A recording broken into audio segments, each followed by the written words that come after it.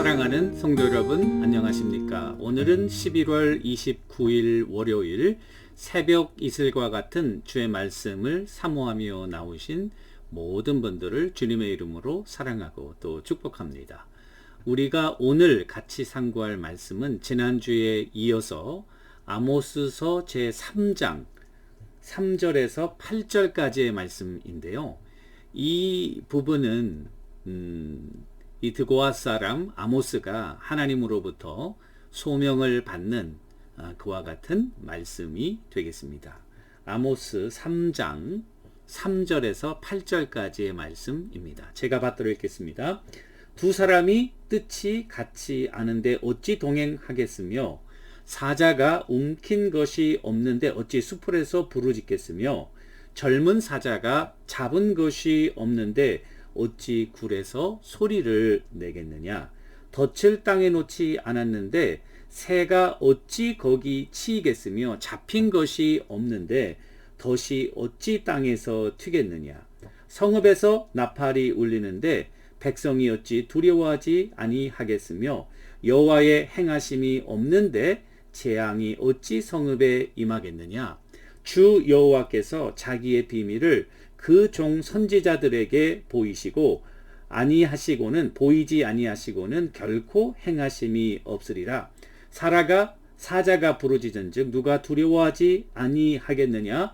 주 여호와께서 말씀하신즉 누가 예언하지 아니하겠느냐. 아멘. 이것은 우리에게 주시는 하나님의 말씀입니다. 오늘 말씀의 제목은 이 아모스 선지자가 소명을 받는 제목이거든요. 그래서 지금도 우리 삶에 간섭하시는 하나님, 지금도 우리 삶에 간섭하시는 하나님이라는 제목으로 말씀을 좀 나누려고 합니다. 우리 간섭하는 거 다 싫어하죠. 그리고 간섭받는 거 굉장히 부담스러워 합니다. 간섭이라는 단어의 사전적 정의를 보니까 이렇게 돼 있어요. 자신과 관계가 적은 남의 일에 이치에 맞지 않게 끼어드는 것. 자신과 관계가 적은 남의 일에 이치가 맞지 않게 끼어드는 것. 그래서 아마 인간들은 간섭을 싫어하지 않은가 생각합니다. 하나 댓글에 보니까 간섭을 가장 싫어하는 국민은 프랑스 국민이다라고 이야기를 합니다. 이웃 간에 분쟁이 있을 때에 독일 사람들은 바로 경찰을 부른대요. 그래서 그 문제를 이렇게 서로 중재하고 해결하는데요. 프랑스 사람들은 서로 언쟁을 하고 흥분하여 다투다가도 경찰이 오게 되면 이 두 사람이 싸우던 사람이 합해서 무슨 상관이냐, 당신과 관계없는 일이다, 간섭하지 말라, 이렇게 목소리를 함께 낸다고 이렇게 지적하고 있어요. 사회적인 불의 또는 공권력의 남용보다는 오히려 무질서를 택하겠다, 그 말입니다. 대조적으로 아마 한국 사람처럼 또 한국 사회처럼 간섭이 심한 그런 그 민족도 드문 것 같습니다. 우리는 남의 집에 숟갈이 몇 개 있는지를 다 알아야 직성이 풀리는 그러한 사람이 아닌가 생각해요. 그래서 한 아티클에 보니까 정의가 강물처럼 넘치는 것이 아니라 간섭이 강물처럼 흐른다, 이렇게 되어 있어요. 놀라운 사실은 우리가 간섭 싫어하지만 그러나 하나님은 우리 인간이 자기와 관계없는 남의 일에 이치에 맞지 않게 끼어드는 그런 간섭이 아닌 우리가 할 수 없는 또 우리의 능력을 초월한 그와 같은 상황마다 우리 삶에 간섭하셔서 우리의 삶을 이끌어 가시는 하나님이라는 사실입니다. 그래서 오늘 이제 이 아모스 선지자를 부르신 것도 가만히 보면은 이게 하나님의 간섭하심의 역사예요. 여러분, 그 아모스 시대, 여로보암 2세 시대, 경제적으로, 정치적으로, 군사적으로 가장 안정되고 부흥된 시대였거든요.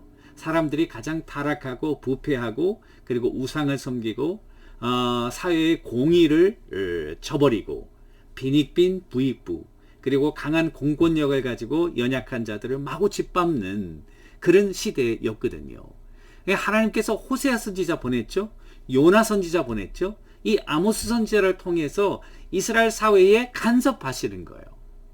남의 일에 이치에 맞지 않게 간섭하시는 것이 아니라 잘못된 불의에 대한 하나님의 간섭하심으로 그들에게 회개를 촉구하고 그들로 하여금 하나님의 심판을 면하고 원래 하나님의 백성으로서 받아야 될 영육의 풍성한 복을 받고 온 세계에 하나님의 영광과 그리고 하나님의 선포, 정의와 사랑에 선포하는 그와 같은 백성이 되도록 하나님께서 이스라엘을 간섭하셨다는 것입니다. 그래서 오늘 이 말씀을 보시면은 3절에서 8절까지 이 아모스가 왜 내가 이 사회를 향해서 예언하는지에 대한 이유를 얘기해요. 하나님이 부르셨다는 거예요. 하나님이 부르지 않았는데 자기가 왜 외치느냐는 거예요. 그래서 이 말씀을 보세요. 덫을 땅에 놓지 않았는데 새가 어찌 거기 치이며 잡힌 것이 없는데 덫이 어찌 땅에서 튀겠느냐. 그러면서 뒤에 보시면은 주 여호와께서 자기 비밀을 그종 선지자들에게 보이지 아니하시고는 결코 행하심이 없으리라. 사자가 부르짖은즉 누가 두려워하지 아니하겠으며 여호와께서 말씀하신즉 누가 예언하지 않겠느냐. 이 드보아 선지자 이 아모스가 사실은 선지자 가문도 아니고 그럼에도 불구하고 하나님이 자기를 선지자로 부르신 것은 이 남유다에서 북이스라엘 사람들이 보지 못하는 그 북이스라엘에 대한 하나님의 공의와 정의를 신천하고자 부르셨다는 거죠. 이 말씀을 하시기 전에 1절과 2절에 보니까 하나님은 이스라엘 백성들에게 간섭하셨다. 그러면서 과거 애굽에서 종되었던 너희들을 이끌어냈다는 사실을 지금 상기시켜주고 있습니다.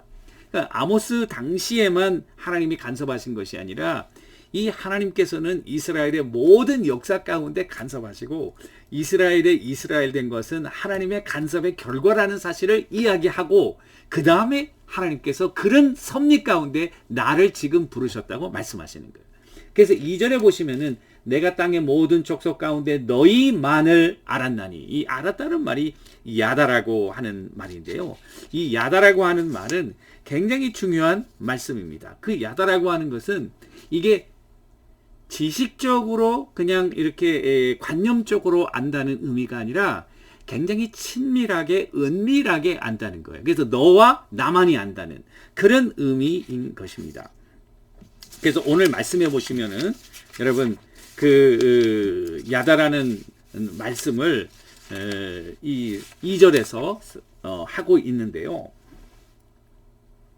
너희만 알았나니 그러므로 내가 너희의 모든 죄악을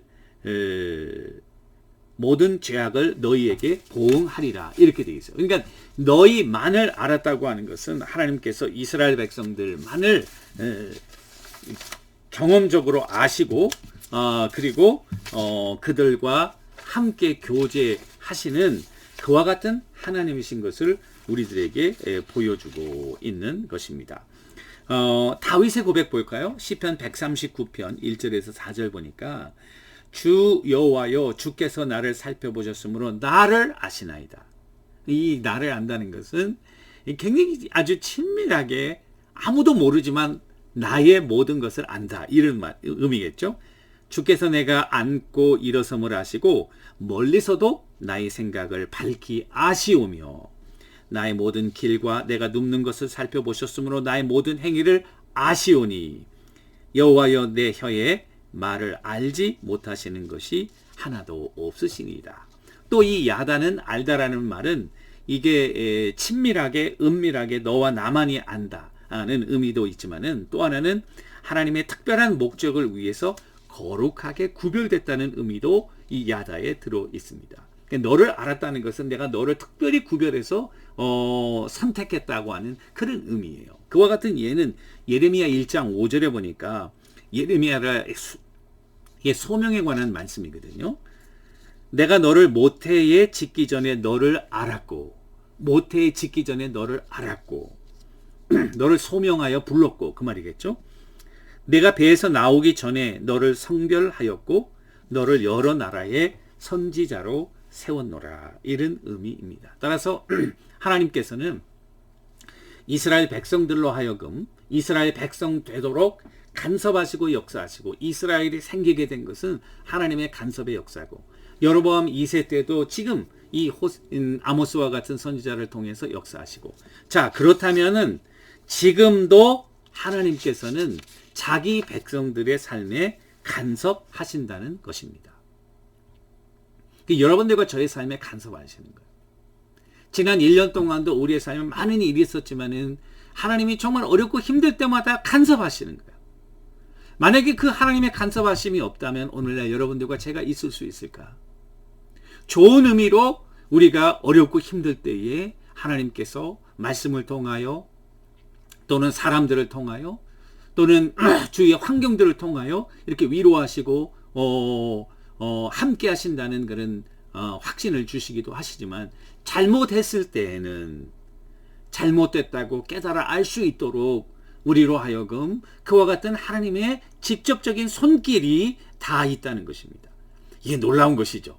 그래서 하나님을 시험하면 안 돼요. 우리가 하나님은 나를 모르겠지. 하나님은 나에게 관심이 없으시겠지. 천만의 말씀. 하나님은 여러분들의 관심사가 하나님의 비즈니스입니다. 하나님의 메인 관심사는 다른 것이 아닙니다. 바로 하나님의 백성들인 여러분들과 저에게 있다는 사실입니다. 자, 하나님께서 우리에게 세 가지 종류의 말씀으로 우리에게 말씀하고 계시죠.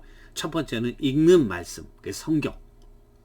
우리가 오늘도 성경을 읽었잖아요. 그 말씀을 통해서 지금 여러분들의 삶에 간섭하고 계십니다. 이 성령의 감동이 여러분들의 마음 가운데 있는 그 성령의 감동과 하나가 되어서 여러분들이 말씀을 읽을 때 그 성령의 감동하심이 여러분들의 지각과 생각을 깨닫게 하셔서 그 말씀의 가운데 하나님이 말씀하신다는 거예요. 두 번째 보는 말씀, 이건 visible word, 그래서 성만찬을 얘기하죠. 우리가 어저께도 성만찬 예식을 행하지 않았습니까?